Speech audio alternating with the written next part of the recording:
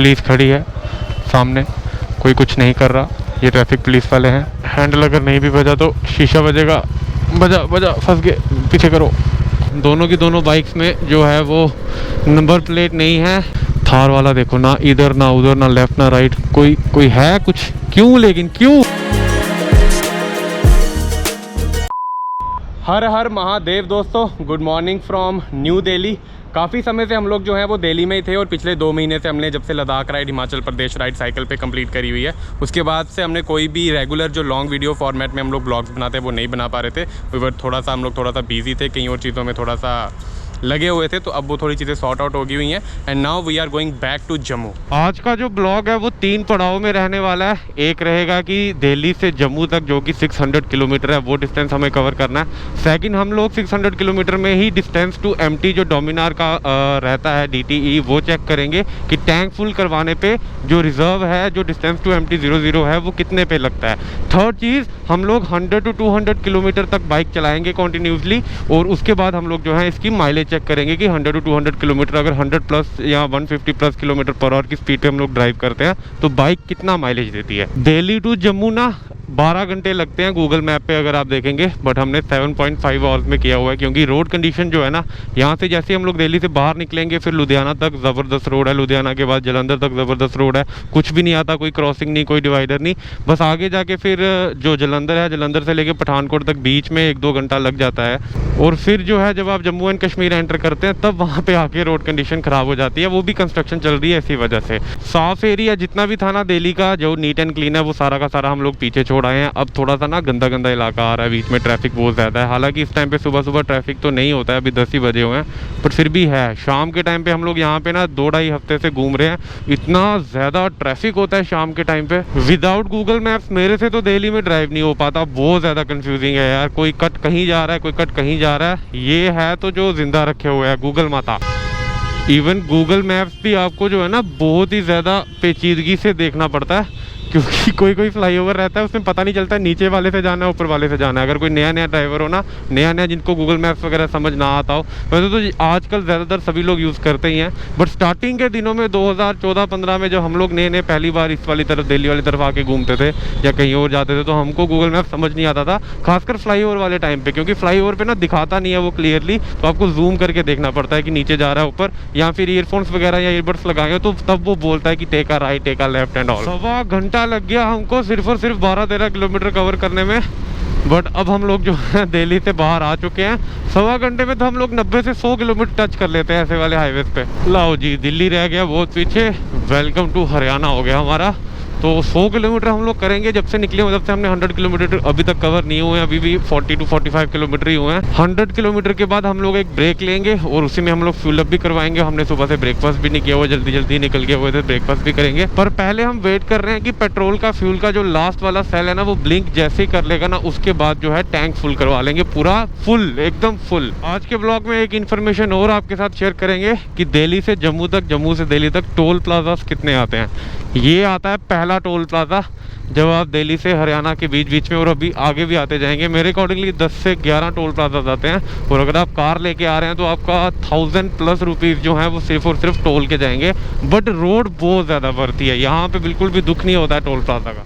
Truck की speed limit जो है ज़्यादा टायर वाली 60-80, कार की 100, एम्बुलेंस फ्री, और बाइक की तो है नहीं, तो बाइक खिंचो।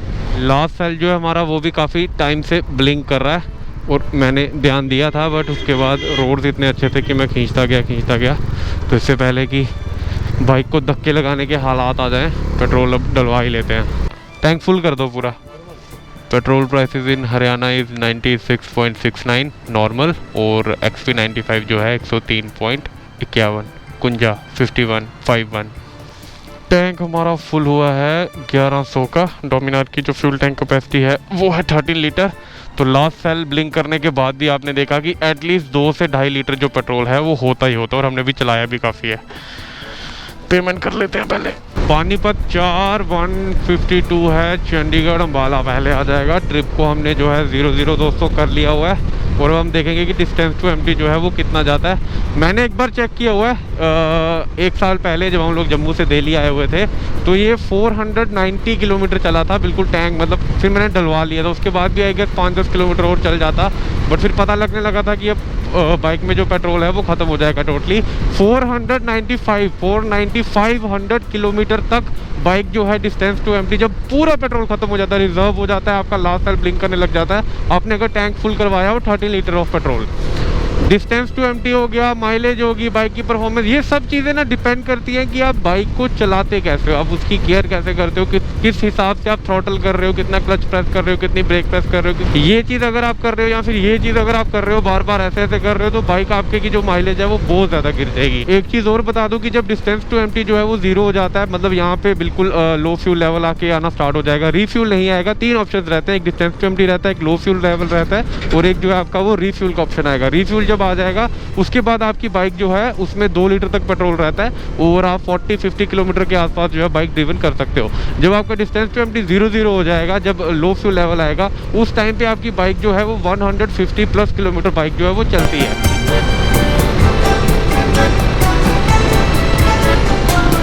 क्योंकि अभी बाइक को हम 120, 130, 140, 150 के बीच में चलाने वाले हैं रोड कंडीशन के हिसाब से, तो DT जो है डिस्टेंस टू एम्प्टी जो है वो माइट भी 250 to 300 के बीच में वेरी करेगा। जिस स्पीड में ये बुलेट वाले भैया चल रहे हैं ना, इस स्पीड में अगर आप नेशनल हाईवे पे चलोगे ना, तो आपकी बाइक की जो माइलेज है ना, वो मैं कह रहा हूँ अगर वो 40 देती है ना, वो 50-55 भी दे देगी, क्योंकि कॉन्टिन्यूसली आप चल रहे हो 200, 300 किलोमीटर तक। और ये स्पीड ठीक है, 70, 80 की 80 तक की स्पीड जो रहती है, अगर आप इस वाली लेफ्ट वाली लेन पर ड्राइव कर रहे हो तो बिल्कुल परफेक्ट है। लाओ जी मित्रों, एक टोल प्लाजा जो है वो और आ गया।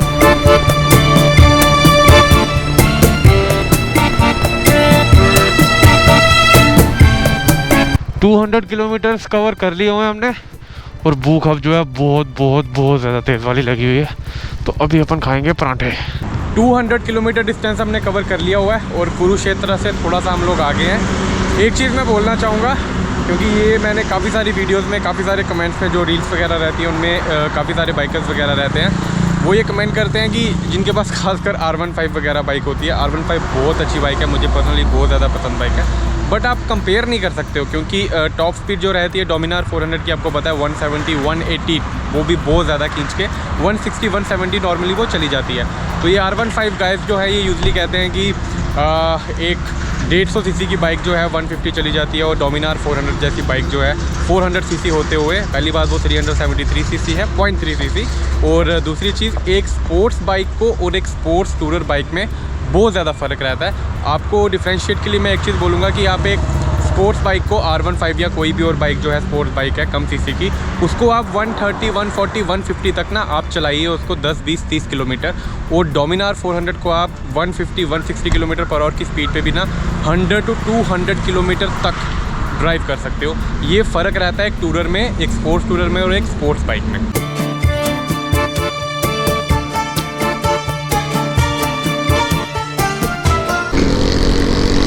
स्कूल के अंडर एज बच्चे 10th या 11th क्लास में ये बच्चे पढ़ते होंगे, दोनों ने हेलमेट्स नहीं पहनी हुई है, एक ने स्कूल की यूनिफॉर्म तक पहनी हुई है, बाइक के पीछे कोई नंबर प्लेट नहीं, कोई कुछ नहीं, ऊपर से टेल तक काटी हुई थी, मडगार्ड काटा हुआ था। अब गलती ना इस पे इनकी नहीं है, इनके माँ बाप की है, और इसी वजह से जो है कानून भी ये कहता है कि अगर कुछ भी ये बच्चों के साथ कोई दुर्घटना होती है या किसी के साथ भी कोई एक्सीडेंट होता है, मैं तो यही दुआ करूंगा कि ऐसा कुछ हो ना। लेकिन जब आप रोड पे चलते हैं ना, तो कुछ भी हो सकता है, अनएक्सपेक्टेड चीज़ें हो जाती हैं। अब इस केस में अगर कुछ भी होता है तो इन पे तो कोई एक्शन आएगा नहीं आएगा, वो तो बात की बात है, बट इनके जो पिताश्री हैं वो फंस जाएंगे फालतू में।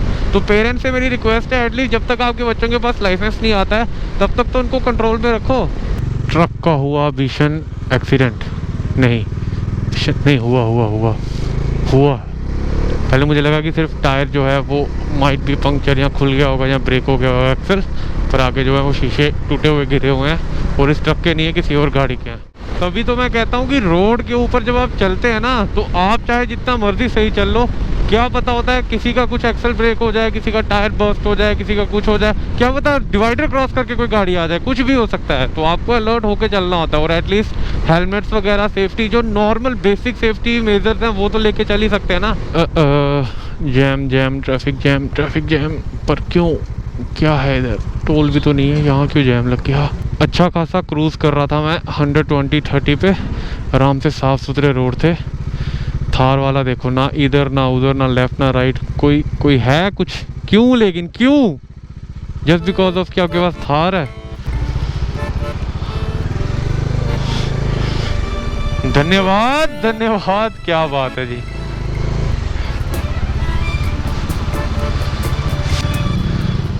डेढ़ से 2 घंटे हमने जो है वो ढाबे पे बिता दिए, खाने पीने रेस्ट करने में। फिर फ़ोन कॉल वगैरह आ गया, फिर 1-2 शॉर्ट्स वीडियो जो है वो एडिट कर ली, टाइम निकल गया। और अब आधा घंटा हो गया यहाँ पे इस ट्रैफिक जैम में। मुझे लग रहा है रात को 10-11 बज जाएंगे। वाह,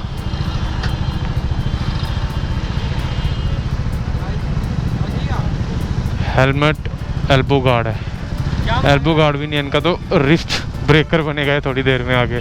140 किलोमीटर बाइक हमने चला दी हुई है। डिस्टेंस टू एम्प्टी अभी भी बता रहा है 255 किलोमीटर, पर ये नीचे गिरेगा थोड़ा अभी जब हम लोग और ज़्यादा भगाएंगे बाइक को। पर पहले इस ट्रैफिक से तो बाहर निकले है। डोमिनार का हैंडल बजेगा, हैंडल अगर नहीं भी बजा तो शीशा बजेगा। बजा, फंस गए, पीछे करो। सो जैम जो है वो 2 वजह से है, एक तो टोल प्लाजा एंड ऑल, दूसरा रीज़न जो बता रहे हैं कि ये जो बस है ये वाली, इसकी वजह से लगा हुआ है।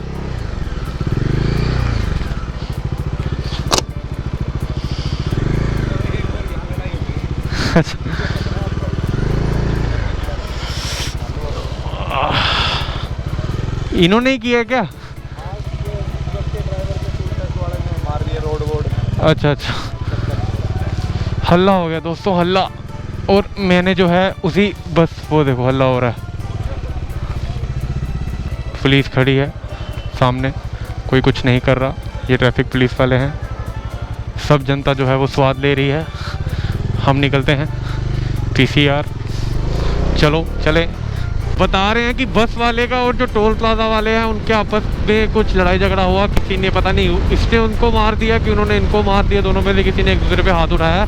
और बस वालों की यूनिटी इतनी ज़्यादा है कि और ज़्यादा 2-3 बसें पीछे से आ रही थी, तो जितने भी पैसेज थे ना, जितने भी कॉरिडोर से उसके निकलने के लिए टोल प्लाजा के, और जो साइड लेन वाला रहता है जो कि फ्री लेन रहती है लोकल लोगों के लिए, लोकल डिस्ट्रिक्ट के लिए, वहाँ पे आगे और इस तरफ हर जगह पे जो है 3-4 बसेस लगी हुई। बात ये होगी कि रोड अब जो है वो प्रॉपर खाली है, जो बीच में हमको ब्रेक्स वगैरह करनी पड़ती है जब गाड़ियाँ जो है वो लेन चेंज वगैरह करती हैं कुछ भी। अब इस सब की ज़रूरत नहीं होगी, तो भगाते हैं थोड़ा सा, 100-150 किलोमीटर मारते हैं, लुधियाना कवर करते हैं।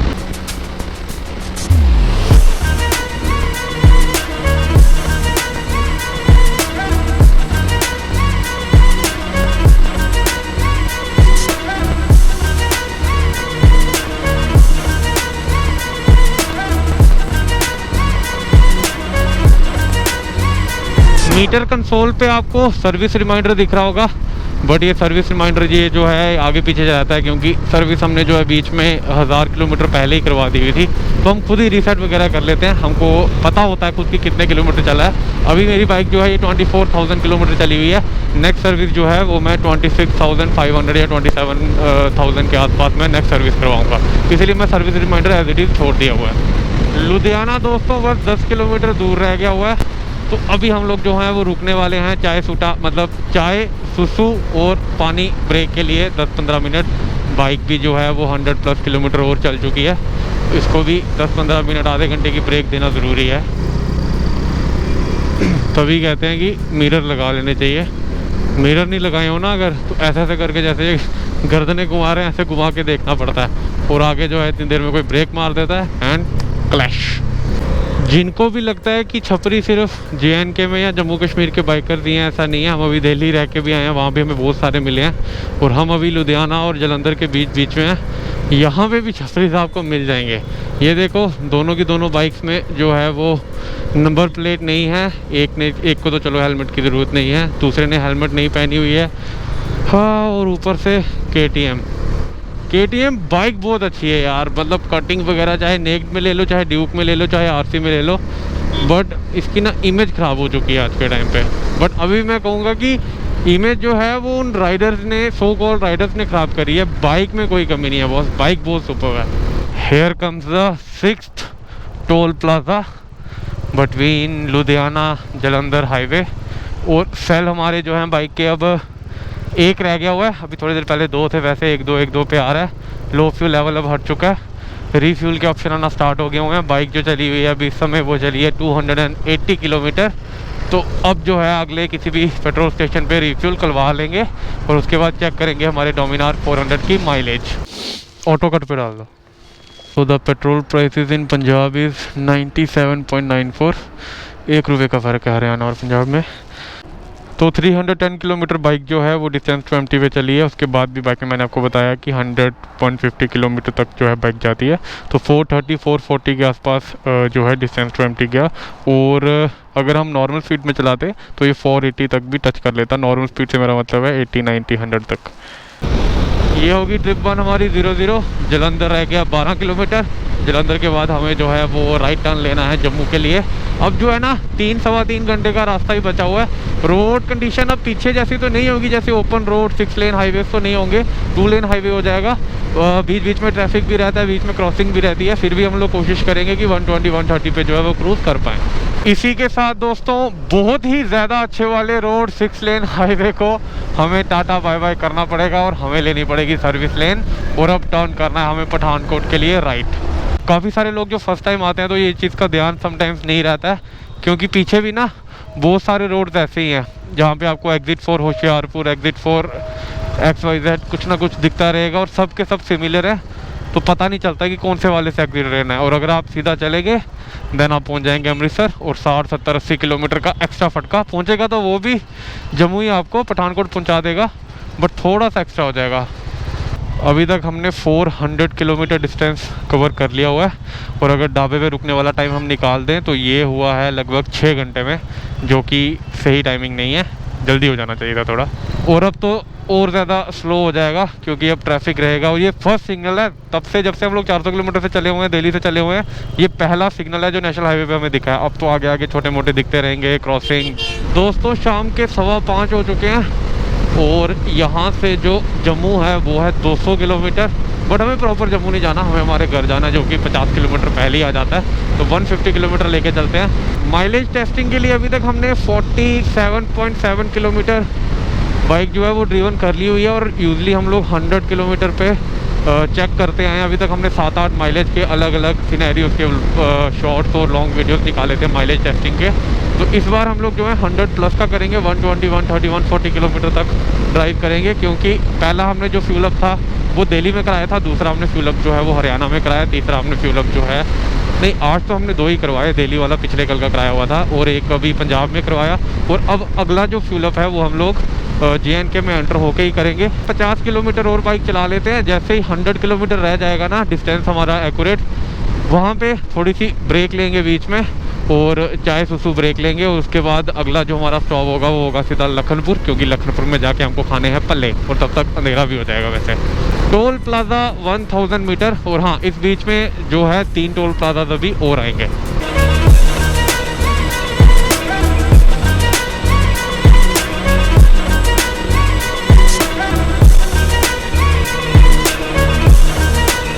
महाराजा गुलाब सिंह जी डोगरा डायनेस्टी, लव कठुआ।